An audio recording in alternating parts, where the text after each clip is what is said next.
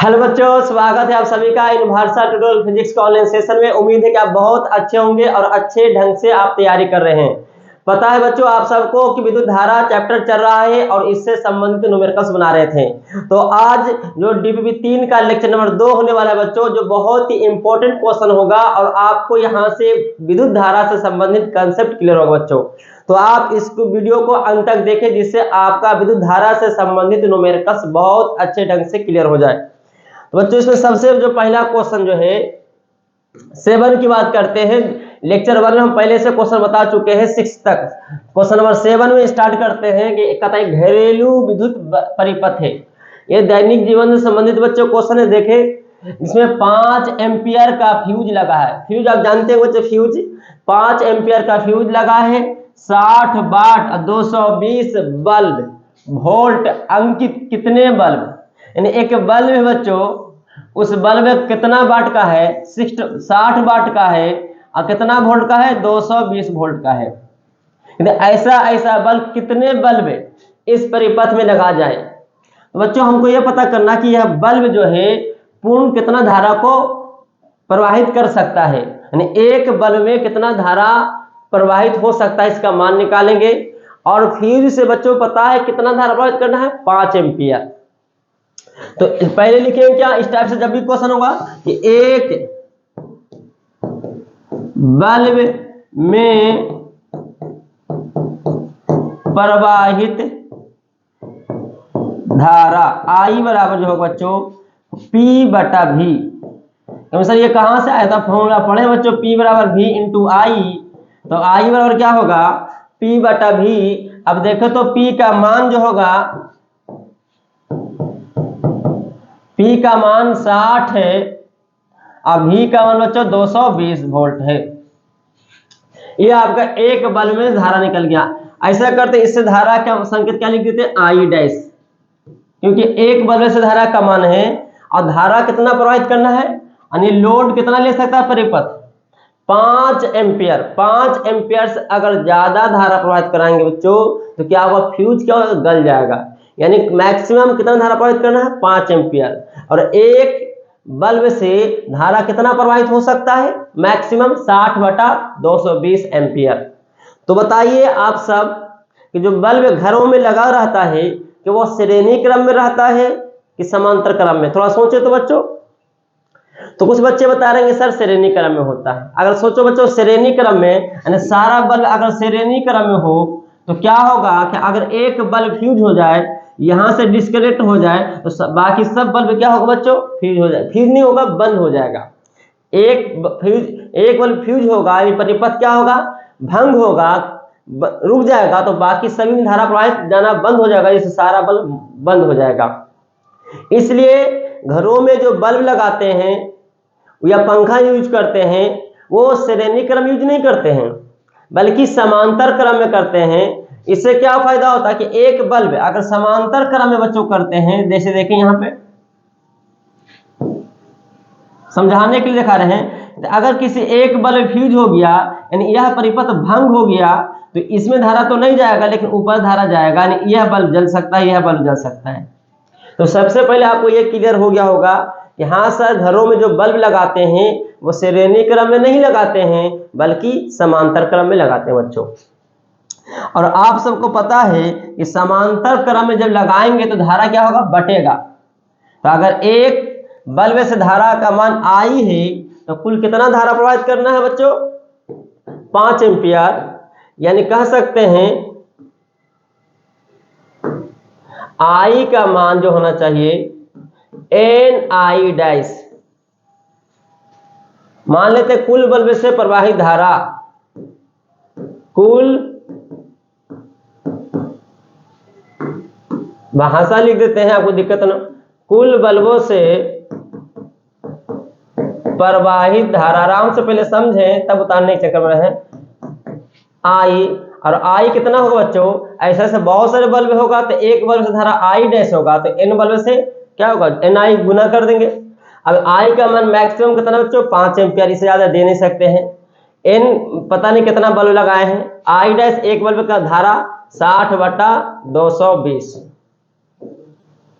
अब यहां से हटेगा 2 तिया से 3 और 11, इधर भेजो बच्चों तो 11 5 55, अब बटा में 3 आ जाएगा। तो यहां से देखें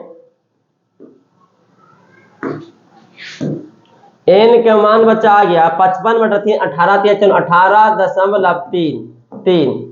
तो क्या बच्चों बल्ब जो यूज कर सकते हैं 18.33, तो 18 जब भी बल्ब उपयोग होगा चाहे 18 बल्ब उपयोग होगा चाहे 19 बल्ब उपयोग होगा, लेकिन आपको यूज कितना करना 19 बल्ब यूज कीजिएगा, धारा का मान क्या होगा 5 एम्पियर से ज्यादा हो जाएगा, जिससे परिपथ क्या हो जाएगा भंग हो जाएगा, अर्थात बच्चों फ्यूज क्या हो जाएगा गल जाएगा। तो आपको परिपथ में आसानी धारा प्रवाहित होते रहे इसके लिए 19 बल्ब तो नहीं लगाएंगे, लेकिन 18 बल्ब लगा सकते हैं, मैक्सिमम 18 बल्ब। 17 बल्ब लगाएंगे तो और आसानी धारा प्रवाहित होते रहेगा, 16 बल्ब लगा सकते हैं, लेकिन मैक्सिमम कितना बल्ब लगा सकते हैं 18 बल्ब। उससे ज्यादा अगर बल्ब लगाते हैं बच्चों 19 बल्ब लगाते हैं तो धारा का मान 5 एम्पियर से क्या हो जाएगा बढ़ जाएगा, जिससे फ्यूज गल जाएगा बच्चों। तो आंसर क्या होगा कुल बल्बों की संख्या क्या होगा, इसलिए n का मान 18। अब इसको लिख ले। नेक्स्ट क्वेश्चन क्या बच्चों, क्वेश्चन नंबर 8 कहता 12 वोल्ट और 24 वाट अंकित, यानी उसका कैपेसिटी दिया है बच्चों, अंकित मतलब उसका कैपेसिटी क्षमता। देखते होंगे बल्ब में लिखा रहता है कितना वाट का है, कितना वोल्ट ले सकता है। तो ये 12 वोल्ट ले खा सकता है और 24 वाट, 12 वोल्ट से ज्यादा खाएगा तो बल्ब क्या होगा फ्रीज हो जाएगा। एक लैंप है बच्चों, लैंप जानता हूँ पूर्णतः प्रादीप्त, मतलब उसको जलाने के चमकाने के लिए करने के लिए पूर्णतः प्रदीप्त प्राप्त करने के लिए 100 वोल्ट दिष्ट धारा स्रोत। दिष्ट धारा स्रोत बच्चों क्या है थोड़ा जल्दी बताएं। दिष्ट धारा स्रोत डीसी तो सर बैटरी को ही दिष्ट धारा स्रोत कहते हैं। और एक प्रतिरोध कितना कैपिटल आर के साथ श्रेणी क्रम में जोड़ दिया जाता है। तो निम्नलिखित का परिकलन करें। सबसे पहले क्या निकालना है परिपथ में प्रवाहित धारा। क्वेश्चन छूटा हुआ है आप लिख सकते हैं परिपथ में धारा, और दूसरा में बच्चों क्या निकालना है कैपिटल आर का मान। तो सबसे पहले बच्चों जो बाहर के बच्चे हैं जिस पास क्वेश्चन नहीं है क्वेश्चन उतार रहे हैं उसको बनाने की कोशिश करें, अगर नहीं बनता है बच्चों तब इसका सॉल्यूशन जरूर देखें। देखिए लैंप इसके लैंप के साथ बच्चों एक श्रेणी क्रम में कैपिटल आर प्रतिरोध जोड़ दिया गया है और इसको 100 वोल्ट वाला डीसी डिष्ट धारा स्रोत से जोड़ा गया है। कितना वोल्ट 100 वोल्ट, इसका मान आर। ये लैंप है बच्चों, लैंप जिस कितना वाट का है 12 वोल्ट का है और 24 वाट का है। ये आपका पिक्चर में डायग्राम है। तो सबसे पहले कि क्या पूछा है परिपथ में धारा कितना प्रवाहित होगा। मान लेते बच्चों कितना गया धारा आई, तो इसे में जाएगा बच्चों आई। लेकिन यहां पे गौर से देखिए क्वेश्चन क्या कह रहा है कि इसको पूर्णतः लैंप को क्या करना प्रादीप्तिक करना, पूर्णतः इसके अंदर चमक पैदा करना है। तो देखते हैं कि ये 12 वोल्ट और 24 वाट का जो लैंप है इसको पूर्णतः चमकाने के लिए धारा कितना मैक्सिमम ले सकता है। तो देखिए पिछला क्वेश्चन में क्या किए थे एक बल्ब में जो कितना वाट कर दिया था और कितना वोल्ट था, तो उसे एक बल्ब में कितना शक्ति कितना धारा से प्रवाहित हो सकता है मैक्सिमम, उसका एक बल्ब का धारा का मान निकाले थे बच्चों। ठीक उसी तरह क्या करेंगे इस लैंप में पूर्णतः प्रदीप्ति उत्पन्न करने के लिए हम क्या करेंगे 12 वोल्ट और 24 वाट की सहायता से इसे मैक्सिमम धारा प्रवाहित करवाएंगे कि कितना धारा मैक्सिमम प्रवाहित हो सकता है, क्योंकि हमें इसे पूर्णतः प्रदीप्ति करना है, पूर्णतः चमकीला पैदा करना है। तो पूर्णतः तभी हो सकता है जब पूर्णतः धारा का मान प्रवाहित होगा, अर्थात धारा का मान मैक्सिमम होगा। तो देखते हैं धारा का मान निकाल लेते हैं। लैंप में सॉल्यूशन कर रहे हैं,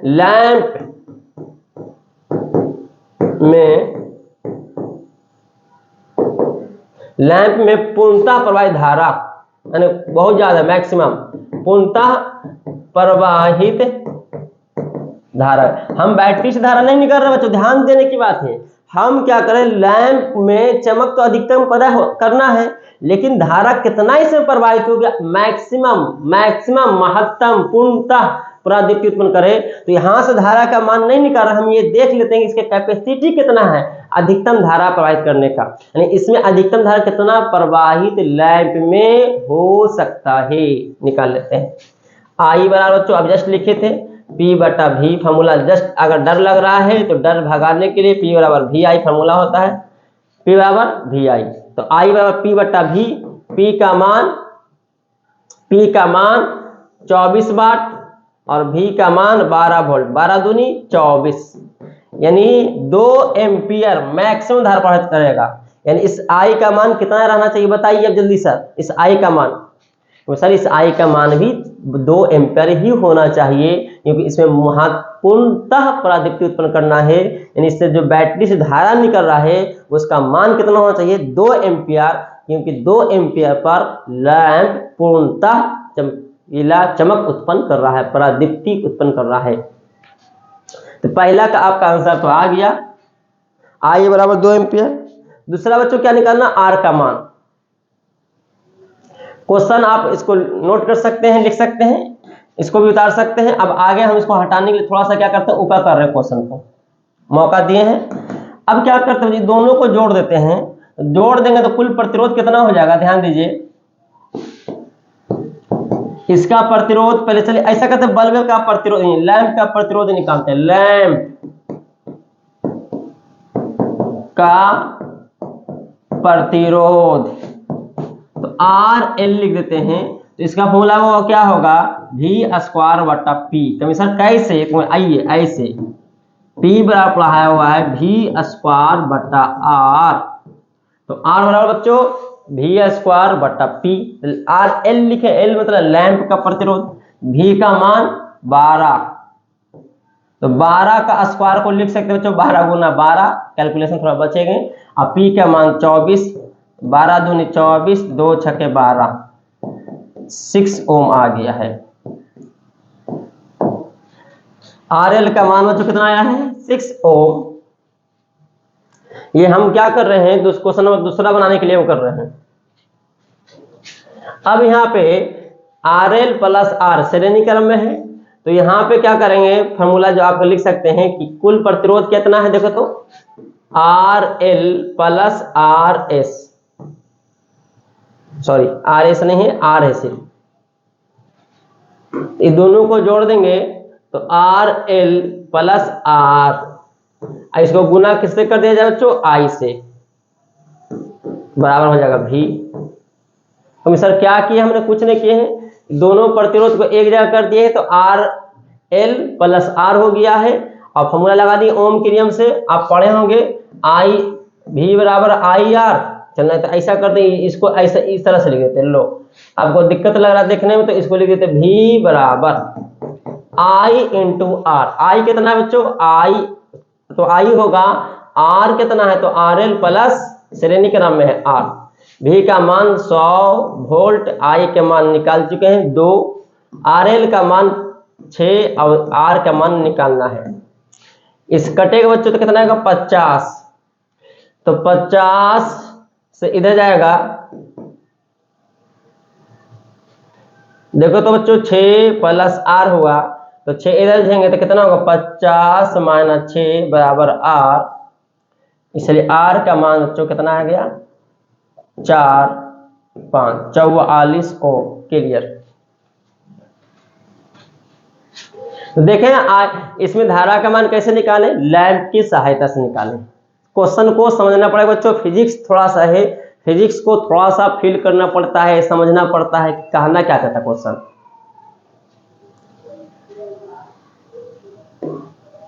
क्वेश्चन जो है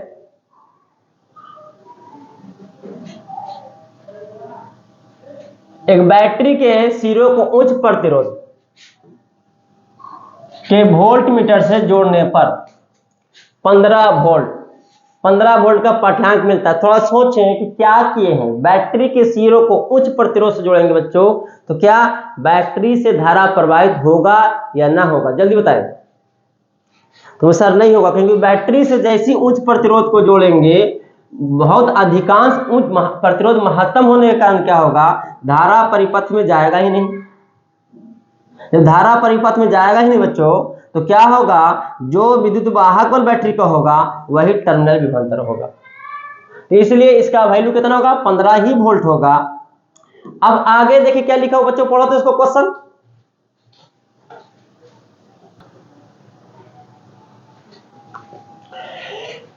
तो यहाँ पे देख चुके, पढ़ चुके हैं, बैटरी के सिरों को एमीटर से जोड़ने पर एमीटर का पाठ्यांक, यानी एमीटर कितना पड़ता है, 1.5 एम्पियर पड़ता है।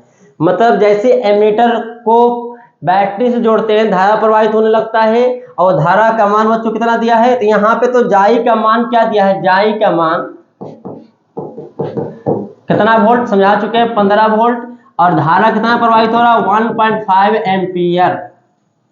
जैसी धारा प्रवाहित होता है तो अब सेल का जो विभवांतर होगा वो 15 वोल्ट नहीं होगा, क्योंकि यहाँ पे अब तो टर्मिनल विभवांतर की बात करेंगे। वो कितना वोल्ट दिया है, 9 वोल्ट, VT टर्मिनल विभवांतर, या भी लिख सकते हैं। ज्ञात कीजिए बैटरी का आंतरिक प्रतिरोध स्मॉल आर और और एमीटर का प्रतिरोध भी पूछा है, RA। चलिए इसकी बात करते हैं, एमीटर का प्रतिरोध निकालेंगे, पहले R निकाल लेते हैं, स्मॉल r का मान। क्वेश्चन आप लिख चुके होंगे, तो फॉर्मूला बच्चों लगाएंगे क्या, पहला की बात कर रहे हैं, VT बराबर जाई माइनस आई आर। जाई का मान 15, आई का मान 1.5, स्मॉल r का मान पता नहीं है, इसका मान बच्चों 9 वोल्ट। तो इसको इधर भेजा जाए तो माइनस प्लस होगा 1.5 R, 15 माइनस 9, R बराबर क्या हो बच्चों, 6/1.5। 9 15 में से बच्चों क्या आ जाएगा, 9 तो 6 बचेगा, ये 1.5 गुना में भागा में जाएगा, दशमलव हटाएंगे 10 ऊपर जाएगा, 5 या 15, और 5 दूनी 10, और 3 दूनी 6, 2 दूनी 4 ओम। आंसर आ गया।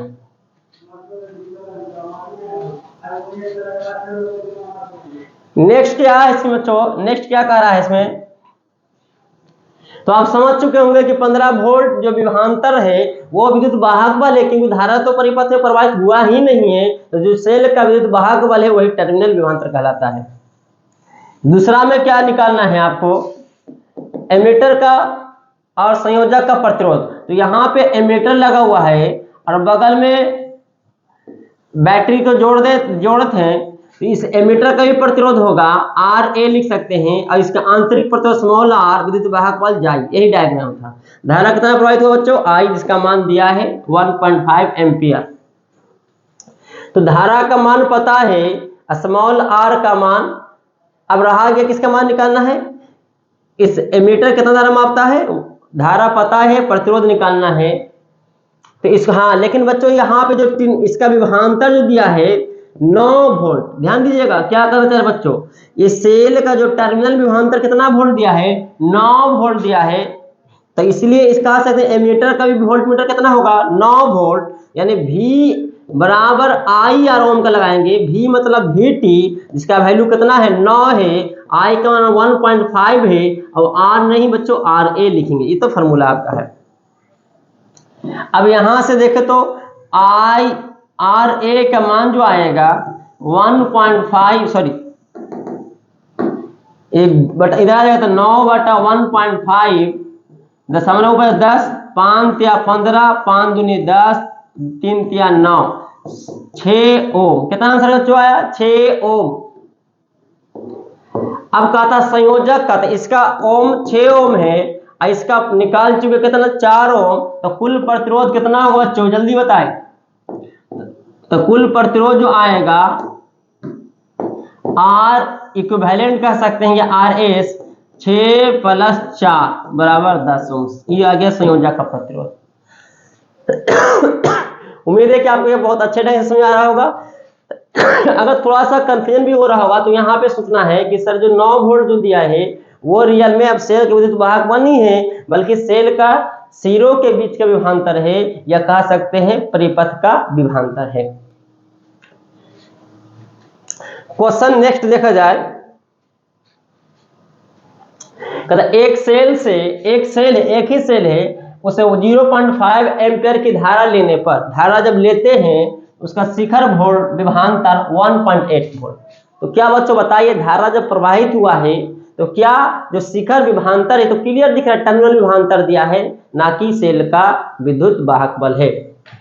यानी धारा कितना लेते हैं, देखो बच्चों धारा दो गए है, यहाँ भी दिया है 1 एम्पीयर की धारा, इससे I1 का मान कितना लेते हैं 0.5 एम्पीयर, तो विभवांतर कितना शो होता है V1 1.8, VT लिख सकते हैं वोल्ट। फिर अगर धारा कहता कि नहीं 1 एम्पीयर नहीं लेते हैं, 0.5 एम्पीयर नहीं 1 एम्पीयर लेते हैं, तब V2 जो होता है, अब देखिए फिर से, अब विभवांतर कितना हो गया 1.6 वोल्ट। दिख रहा होगा कि धारा जैसे से बदल रहा है, परिपथ का विभवांतर बच्चों बदल रहा है। तो कहता सेल का आंतरिक प्रतिरोध और विद्युत वाहक बल ज्ञात करना है। तो अब फॉर्मूला पढ़े हैं V बराबर या VT बराबर जाई माइनस आई आर। तो VT को लिख सकते हैं V1, क्या सेल तो वही है तो जाई होगा, एक में I1, और पर जब सेल नहीं बदलेगा तो बच्चों उसका आंतरिक प्रतिरोध भी नहीं बदलेगा, इसलिए R होगा। और जब V1 का मान यहाँ पे कितना रखेंगे 1.8 बराबर जाई माइनस 0.5 इंटू R, समीकरण 1 कह सकते हैं इसको। और अगला क्या है V2 का मान, तो V2 जैसे रखेंगे तो यहाँ पे जाई तो जाई रहेगा, लेकिन यहाँ पे I नहीं रहेगा बल्कि I2 होगा। और सेल तो वही है क्योंकि उसी सेल से धारा बदले हैं, तो सेल के विद्युत वाहक बल भी नियत और आंतरिक प्रतिरोध। V2 का मान यहाँ पे दिया बच्चों 1.6 वोल्ट, और जाई तो निकालना पता है नहीं, और I2 का मान 1 है, तो 1 गुना R नहीं लिख सकते, सिर्फ R लिख सकते, समीकरण 2। अब देखें तो यहाँ पे जाई और R बदल अननोन है, पता नहीं है, तो 2 समीकरण है। देखें तो जाई R 2 अज्ञात के लिए 2 समीकरण है, इसको हल करते हैं। तो देखो तो हल जैसे करेंगे आंसर आ जाएगा। तो इसको हल करने के लिए बच्चों थोड़ा सा ध्यान दीजिएगा, इसको आप उतार लिए होंगे, थोड़ा छोटा कर रहे हैं, और इसको पहले बच्चों क्या करते हैं हटाते हैं, आप लिख चुके होंगे। सिंपल सा काम कर रहे हैं, समीकरण 1 घटाव 2 से, तो क्या होगा 1 में बच्चों कितना 1.8 बराबर जाई माइनस 0.5 R, 1.6 माइनस जाई माइनस R, घटाएंगे तो minus minus plus minus minus, ये यहाँ से कैंसिल हो गया। घटा के देखिएगा 0.1.8 में 1.6 0 पॉइंट आएगा 2। चिन्ह बदलता बच्चों पता होगा कि चिन्ह क्या होगा, बदलता है माइनस प्लस, तो यहाँ प्लस R में से 0.5 R घट जाएगा, तो चेक कर लीजिएगा R में से 0.5 R घट जाएगा, तो सिर्फ बचेगा 0.5 R, यानी 1 में से आधा घट जाए तो आधा ही बचेगा। यहाँ पे क्या करें दशमलव बटा में आएगा, इसका भी दशमलव हटाएंगे कितना का बटा में आएगा, 10 यहाँ से कैंसिल हो गया बच्चों, तो R के मान आ गया 2/5। इसको लिख सकते हैं आप 0.4 ओम। लीजिए आंसर आ गया है आंतरिक प्रतिरोध। इसके बाद क्या निकालना है बच्चों, जाई का मान निकालना है। तो स्मॉल r का मान चाहे समीकरण 1 में रखो चाहे समीकरण 2 में रखो, किसका मान निकल जाएगा जाई का मान, विद्युत वाहक बल।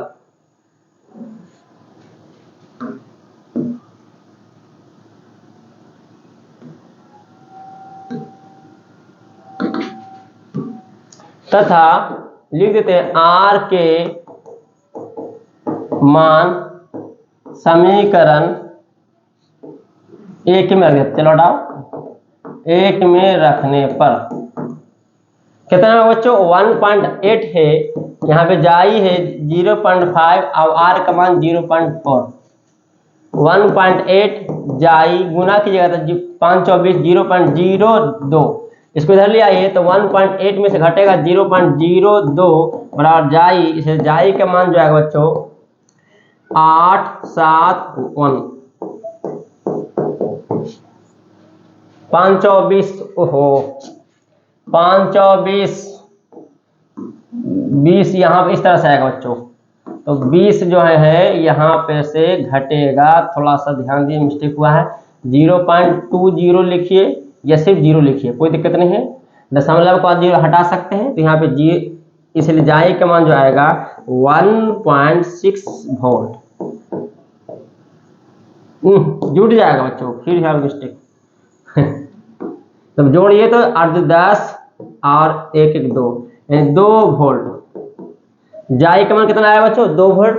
तो यहाँ पे देखें कि आपको लगातार 7 से क्वेश्चन बताए थे, 7 8 9 10। यहाँ पे आपको बेसिक कंसेप्ट पर जितना भी धारा से क्वेश्चन दिया गया था क्वेश्चन है, जिससे आपका करंट का जो क्वेश्चन है अच्छे ढंग से समझ में आ जाए। उम्मीद है कि हम अच्छे ढंग से आपको समझाए हैं और आपको अच्छे ढंग से समझ में आया होगा। तो फिर मिलते हैं बच्चों इसी का डीबीपी 3 का लेक्चर 3 में देखेंगे जो बाकी क्वेश्चन होगा, कि वीडियो ज़्यादा लंबा ना हो। तो इसके लिए आप जो है आगे आप अगर क्वेश्चन है तो पहले बना लें, और नहीं तो फिर क्या करें, इसको बार बार प्रैक्टिस करने से आपका कंसेप्ट अच्छे ढंग से बच्चों क्लियर होगा। तो फिर मिलते हैं बच्चों, है ना, तब तक के लिए धन्यवाद।